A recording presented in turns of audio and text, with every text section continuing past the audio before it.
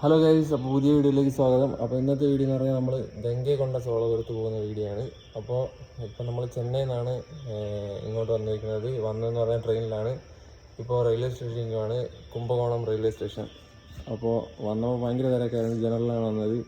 അതുകൊണ്ടാണ് starting video ഒന്നും അവിടെ നിന്ന് എടുക്കാൻ പറ്റാത്തത്. നല്ല ടയർഡായി. അപ്പോൾ നമുക്ക് ഇനി ബസ്സിലാണ് അങ്ങോട്ട് പോകേണ്ടത്. ഇനി ബാക്കി അങ്ങോട്ട് പോകാം.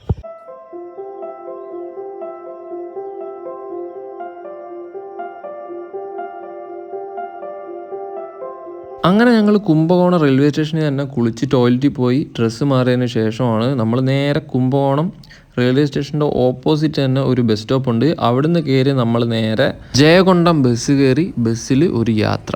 അങ്ങനെ പോകുന്ന വഴിയെല്ലാം ഒരു ഗ്രാമപ്രദേശമാണ്. ഗ്രാമപ്രദേശങ്ങളും അതേപോലെ തന്നെ വയലുകളും കാടുകളും അങ്ങനെ നിറഞ്ഞു നിൽക്കുന്നൊരു സ്ഥലങ്ങളാണ്. ഇതാ പച്ചപ്പ് നിറഞ്ഞ നെൽകൃഷി പാടങ്ങളെല്ലാം നമുക്ക് സൈഡിൽ കൂടെ കാണാൻ പറ്റും. നല്ല കാറ്റും അതേപോലെ തന്നെ നല്ല മഴയുള്ള സമയത്താണ് നമ്മൾ പൊയ്ക്കൊണ്ടിരിക്കുന്നത്. അതേപോലെ തന്നെ പോകുന്ന വഴിക്ക് ഒരുപാട് മയിലുകളെ നമുക്ക് കാണാൻ പറ്റും. അതേപോലെ നിങ്ങളിപ്പോൾ കണ്ടുകൊണ്ടിരിക്കുന്നതെന്ന് പറഞ്ഞാൽ കാവേരി നദിയാണ്. മഴക്കാലത്ത് മാത്രമേ ഇതിൽ വെള്ളമുള്ളൂ. അതേപോലെ തന്നെ ഇത്രയും വലിയൊരു നദി എങ്ങനെ മരുഭൂമി പോലെ ആയി എന്നുള്ളത് തന്നെ സംശയമായിട്ട് തോന്നുകയാണ്. അങ്ങനെ ഞങ്ങൾ ജയകൊണ്ടം ബസ് സ്റ്റാൻഡിൽ എത്തിയിരിക്കുകയാണ്. ബസ് സ്റ്റാൻഡിൻ്റെ ഓപ്പോസിറ്റ് തന്നെ കുറച്ച് കടകളുണ്ട്. നമ്മൾ അങ്ങനെ വെജിറ്റേറിയൻ ഹോട്ടൽ തപ്പിപ്പിടിച്ച് പോവുകയാണ്. അങ്ങനെ ഒരു ഹോട്ടൽ കിട്ടി. അവിടുന്ന് നമ്മൾ കയറി 4 ഇഡലിയും വടയും അതേപോലെ തന്നെ ചമ്മന്തിയും സാമ്പാറും, നല്ല ചൂട് ഇഡലി വട സാമ്പാർ. അങ്ങനെ അത് കഴിച്ചതിന് ശേഷം അടുത്ത ബസ് നമ്മൾ കയറിയിരിക്കുകയാണ്. അങ്ങനെ ഞങ്ങൾ ജയകൊണ്ടത്ത് നിന്ന് ഗംഗൈകൊണ്ട സോളപുരം ബസ് കയറിയിരിക്കുകയാണ്. ബസ് ജയകൊണ്ടപുരത്ത് നിന്ന് 10 രൂപ പോയിൻ്റേ ഉള്ളൂ ഗംഗൈകൊണ്ട സോളപുരത്ത്, അത്രയ്ക്ക് അടുത്താണ്. അങ്ങനെ ഞങ്ങൾ ഗംഗൈകൊണ്ട സോളപുരം എത്തിയിരിക്കുകയാണ്.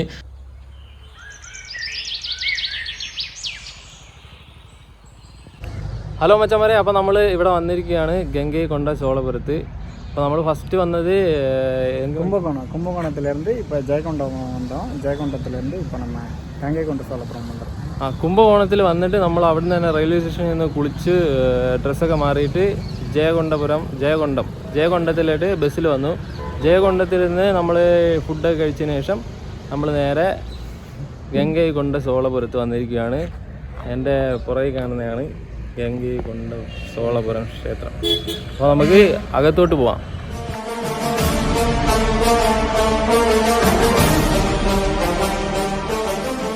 അങ്ങനെ നമ്മൾ മുമ്പോട്ട് വരുമ്പോൾ തന്നെ ഒരു നന്ദിയുടെ ഒരു കൂറ്റൻ പ്രതിമ തന്നെ ക്ഷേത്രത്തിന് മുമ്പിൽ കാണാൻ പറ്റും. അതാണ് ഈ ക്ഷേത്രത്തിൻ്റെ വലിയൊരു ഹൈലൈറ്റായിട്ട് എനിക്ക് തോന്നിയിരിക്കുന്നത്. അത്രയ്ക്ക് നല്ല രീതിയിലാണ് ആ നന്ദിയുടെ പ്രതിമ അവർ ചെയ്തിരിക്കുന്നത്. അതേപോലെ തന്നെ ക്ഷേത്രത്തിന് മുമ്പിലായിട്ടൊരു വലിയ കോട്ടയുണ്ട്. ആ കോട്ടയുടെ സൈഡിൽ സ്റ്റെപ്സും കാര്യങ്ങളൊക്കെ ഉണ്ട് മുകളിലോട്ട് കയറി പോകാനുള്ളത്. പണ്ടുള്ള ഭടന്മാർ ചുറ്റും നിരീക്ഷിക്കാൻ വേണ്ടിയിട്ട് ഇതിൻ്റെ മുകളിൽ കയറിയിരിക്കുന്നതാവാം, അതിനുവേണ്ടി ആവാം ഇത് കെട്ടിവെച്ചിരിക്കുന്നത്. ഈ പഴയ കോട്ടകളൊക്കെ തകർന്നു പോയതും പിന്നെ ഇതൊക്കെ പുതുക്കി പണിഞ്ഞതെന്നാണ് പറയപ്പെടുന്നത്. അതേപോലെ തന്നെ ഇവിടുത്തെ കൊത്തുപണികളൊക്കെ കാണാൻ നല്ല രസമാണ്. നമ്മൾ മഹാബലിപുരത്ത് പോയ സമയത്ത് എന്ന് പറഞ്ഞാൽ അവിടുത്തെ കൊത്തുപണികളെല്ലാം ഈ കാലക്രമേണ നശിച്ചു പോയതായിരുന്നു. പക്ഷേ ഇവിടുത്തെ അങ്ങനെയല്ല, നല്ല രീതിയിൽ അതേപോലെ തന്നെ ഇരിപ്പുണ്ട്.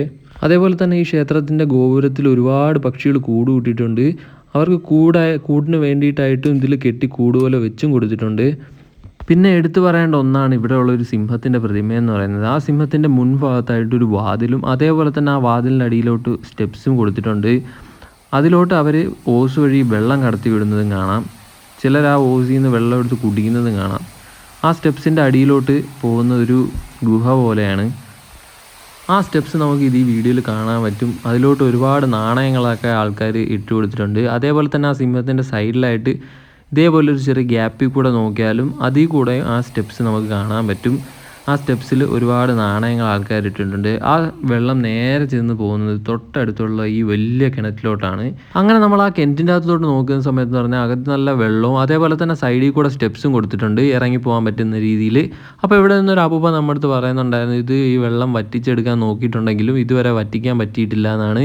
അതേപോലെ എനിക്കിത് കണ്ടപ്പോൾ ഒരു തുരങ്കപാതയായിട്ട് എനിക്ക് തോന്നിയിട്ടുണ്ട്. നിങ്ങളുടെ അഭിപ്രായം കമൻറ്റ് ചെയ്യുക. അപ്പോൾ ഈ ക്ഷേത്രം നിർമ്മിച്ചിരിക്കുന്നതെന്ന് പറഞ്ഞാൽ രാജേന്ദ്ര ചോളൻ 1ാമൻ്റെ കാലഘട്ടത്തിലും അതേപോലെ തന്നെ തഞ്ചാവൂർ പെരിയ കോവിൽ നിർമ്മിച്ചിരിക്കുന്നത് ഈ രാജേന്ദ്ര ചോളൻ്റെ അച്ഛനായ രാജരാജ ചോളൻ 1ാമൻ്റെ കാലഘട്ടത്തിലുമാണ്. അങ്ങനെ നമ്മൾ ഗംഗൈകൊണ്ട ചോളപുരം ക്ഷേത്രം ഫുള്ള് ചുറ്റിക്കണ്ടതിന് ശേഷം നമ്മൾ നേരെ തഞ്ചാവൂർ പെരിയ കോവിലോട്ട് പോവുകയാണ്. അപ്പോൾ നേരെ തഞ്ചാവൂർ പെരിയ കോവിലോട്ടാണ് നമ്മൾ പോകുന്നത്. അപ്പോൾ സുഹൃത്തുക്കളെ, നമ്മളിതാ തഞ്ചാവൂർ പെരിയ കോവിൽ വന്നിരിക്കുകയാണ്. അപ്പോൾ നിങ്ങൾ ഈ മുമ്പിൽ കാണുന്നതാണ് തഞ്ചാവൂർ പെരിയ കോവിലിൻ്റെ ആദ്യത്തെ കോട്ടയെന്ന് പറയുന്നത്. അവിടെ 2 സൈഡിലായിട്ട് ഓരോരോ വിഗ്രഹങ്ങൾ വെച്ചിട്ടുണ്ട്. ഒന്ന് ഗണപതിയുടെയാണ്. അങ്ങനെ ഞങ്ങൾ മുമ്പോട്ട് പോകുന്ന സമയത്ത് അടുത്ത കോട്ട കാണാം. 3 കോട്ട കഴിഞ്ഞിട്ടാണ് ക്ഷേത്രം കേട്ടോ. അപ്പോൾ ഫസ്റ്റ് കോട്ട നിങ്ങൾ കണ്ടു. ഇതിപ്പോൾ കാണുന്നതാണ് സെക്കൻഡ്, രണ്ടാമത്തെ കോട്ടയാണിത്. ഈ രണ്ടാമത്തെ കോട്ടയുടെ സൈഡിലൊക്കെ ഒരുപാട് ഈ ക്ഷേത്രത്തിനെ പറ്റിയിട്ടുള്ള കാര്യങ്ങളൊക്കെ എഴുതി വെച്ചിട്ടുണ്ട്. സമയമുള്ളവർ ഇത് പോസ് ചെയ്ത് വായിക്കേണ്ടതാണ്. എനിക്കറിയാവുന്ന ചെറിയ ചെറിയ ഇൻഫോർമേഷൻസ് നിങ്ങൾക്ക് ഞാൻ ഈ വീഡിയോയിലൂടെ ഷെയർ ചെയ്ത് തരുന്നതാണ്. അങ്ങനെ ഞങ്ങൾ കോട്ടകളൊക്കെ കടന്ന് അകത്തോട്ട് വരുന്ന സമയത്ത് ഇവിടെ ഒരുപാട് പ്രതിമകളും, ബുദ്ധൻ്റെ പ്രതിമയും അതേപോലെ തന്നെ ശിവൻ്റെയും തഞ്ചാവൂർ ക്ഷേത്രത്തിൻ്റെയൊക്കെ പ്രതിമ ഇവിടെ ഉണ്ട്. അതേപോലെ തന്നെ തഞ്ചാവൂരിലെ ഫേമസ് ആയിട്ടുള്ള ഒരു സാധനമാണ് ഈ തലയാട്ടുന്ന ബൊമ്മ. നമുക്ക് തലയാട്ടി ഡാൻസ് കളിച്ചുകൊണ്ടിരിക്കുന്ന ഒരു ടൈപ്പ് ബൊമ്മയുണ്ട്. ഇവിടെയുള്ള ലോക്കൽസ് ഇത് ഉണ്ടാക്കാറുണ്ട്. അതേപോലെ തന്നെ ഇവിടെ ഇത് ഫേമസുമാണ്. അങ്ങനെ ഇത് സെയിൽ ചെയ്ത് കണ്ടിട്ടുണ്ട്. അതുപോലെ തന്നെ അവിടെ കൂൾ ഡ്രിങ്ക്സ്, ഐസ്ക്രീം അങ്ങനെയൊക്കെ ഉണ്ട്. അങ്ങനെ ഇവിടെ തന്നെ ക്ലോക്ക് റൂമും കാര്യങ്ങളെല്ലാം ഉണ്ട്. അങ്ങനെ ഞങ്ങളുടെ ലഗേജും ചെരുപ്പും അതേപോലെ എല്ലാം നമ്മൾ ക്ലോക്ക് റൂമിൽ തന്നെ വെച്ചിട്ട് അങ്ങനെ അതെല്ലാം കഴിഞ്ഞ് നമ്മൾ നേരെ ക്ഷേത്രത്തിൻ്റെ ഉള്ളിലോട്ട് വന്നിരിക്കുകയാണ്. അപ്പോൾ ഈ നിങ്ങൾ കാണുന്ന അവസാനത്തെ കോട്ടയാണ്. ഞാൻ ഉള്ളിൽ നിന്നിട്ടാണ് ഈ വീഡിയോ എടുക്കുന്നത്. നേരെ കാണുന്നതാണ് തഞ്ചാവൂർ പെരിയ കോവിൽ. അപ്പോൾ കോവിലിൻ്റെ സൈഡിലെ കോട്ട തന്നെ ഉണ്ട്. എത്രയും വലുതാണ് നിങ്ങൾക്ക് ഇവിടുന്ന് കാണുമ്പോൾ അറിയാൻ പറ്റും. അതേപോലെ തന്നെ ഈ കോട്ടയുടെ കോട്ടയിൽ തന്നെ ഒരുപാട് കൊത്തുപണികളും കാര്യങ്ങളെല്ലാം ഉണ്ട്. അതേപോലെ സൈഡിൽ തന്നെ ഒരുപാട് വിഗ്രഹങ്ങളും കാര്യങ്ങളും എല്ലാം ഉണ്ട്. അപ്പോൾ നമ്മൾ നേരത്തെ കണ്ട ഗംഗൈകൊണ്ട ചോളപുരത്ത് ഉള്ള അതേപോലെയാണ് തഞ്ചാവൂർ പെരിയ കോവിലുള്ളത്. സത്യം പറഞ്ഞാൽ ഇതിൻ്റെ ഒരു കോപ്പിയാണ് അവിടെ ഉള്ളത്. കാരണം ഇത് അച്ഛൻ നിർമ്മിച്ചതാണെങ്കിൽ ഗംഗൈകൊണ്ട ചോളപുരത്തുള്ളത് മകൻ നിർമ്മിച്ചതാണ്. അതേപോലെ തന്നെ അച്ഛൻ നിർമ്മിച്ച കോവിലിൻ്റെ അതേപോലെ തന്നെയാണ് മകന് നിർമ്മിച്ചിരിക്കുന്നത്. അതേപോലെ ഈ ക്ഷേത്രത്തിൻ്റെ സൈഡിൽ ഫുള്ള് കൊത്തുപണി, അതേപോലെ തന്നെ തമിഴിലും എഴുതി വെച്ചിട്ടുണ്ട്. ഈ എഴുതി വെച്ചിരിക്കുന്ന തമിഴൊന്നും ഇപ്പോൾ ഉള്ള തമിഴന്മാർക്ക് പോലും വായിക്കാൻ പറ്റാത്ത രീതിയിലുള്ളതാണ്. അത്രയ്ക്കും പഴയ തമിഴാണ്. അപ്പോൾ ഈ തമിഴ് എഴുതി വെച്ചിരിക്കുന്നത് ഫുള്ള് ഈ ക്ഷേത്രത്തിനെ പറ്റിയിട്ടുള്ള ഹിസ്റ്ററിയും അതേപോലെ തന്നെ ചോള സാമ്രാജ്യത്തിൻ്റെ നേട്ടങ്ങളെല്ലാം ഈ അമ്പലത്തിൽ കൊത്തിവെച്ചിട്ടുണ്ട്. പിന്നെ നമ്മൾ ഗംഗൈകൊണ്ട ചോളപുരത്ത് കണ്ടതുപോലെ മുമ്പിലൊരു നന്ദിയുടെ ഒരു വിഗ്രഹമുണ്ട്. പക്ഷേ നമ്മൾ അവിടെ കണ്ടതിൻ്റെ അത്ര വലുപ്പമില്ല എന്നുണ്ടെങ്കിലും ഇവിടെ ഒരു വേറെ രീതിയിലാണ് ചെയ്തു വെച്ചിരിക്കുന്നത്. തൊട്ട് ക്ഷേത്രത്തിന് മുമ്പിൽ തന്നെയാണ് ഈ നന്ദിയുടെ വിഗ്രഹം ചെയ്തു വെച്ചിരിക്കുന്നത്. വിവിധ നിറങ്ങളിലുള്ള ഗ്രാനൈറ്റുകൾ ഉപയോഗിച്ചിട്ടാണ് ഈ ക്ഷേത്രം നിർമ്മിച്ചിരിക്കുന്നത്. അതുപോലെ തന്നെ ഈ ഭാഗത്തൊന്നും അങ്ങനത്തെ ഗ്രാനൈറ്റ് കിട്ടാനില്ല.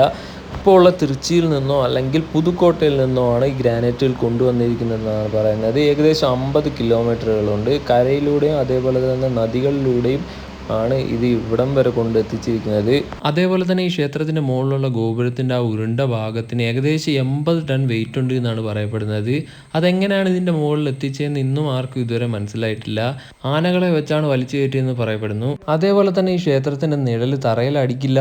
ആ രീതിയിലാണ് ഇത് കെട്ടിവെച്ചിരിക്കുന്നതെന്നും പറയപ്പെടുന്നുണ്ട്.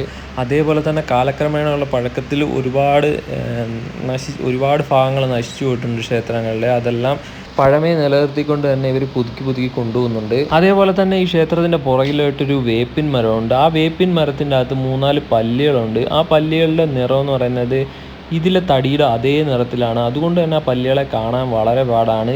ആ പല്ലികളെ കാണാൻ പറ്റുന്നത് ഭാഗ്യമുള്ളവർക്ക് മാത്രമേ കാണാൻ പറ്റൂ എന്നാണ് പറയപ്പെടുന്നത്. അതുകൊണ്ട് തന്നെ ഈ പല്ലികളെ കാണാൻ വേണ്ടിയിട്ട് ഒരുപാട് ആളുകൾ ഇവിടെ തടിച്ചു കൂടാറുണ്ട്. അതുപോലെ ക്ഷേത്രത്തിൻ്റെ ഒരു സൈഡിലായിട്ട് ഒരു മ്യൂസിയം പോലെ ഉണ്ട്. അവിടെ ക്ഷേത്രത്തിനെ പറ്റിയിട്ടുള്ള കാര്യങ്ങളും അതേപോലെ തന്നെ വർഷങ്ങൾക്ക് മുമ്പ് വരച്ച ചിത്രങ്ങളൊക്കെ അവിടെ തന്നെ വെച്ചിട്ടുണ്ട്.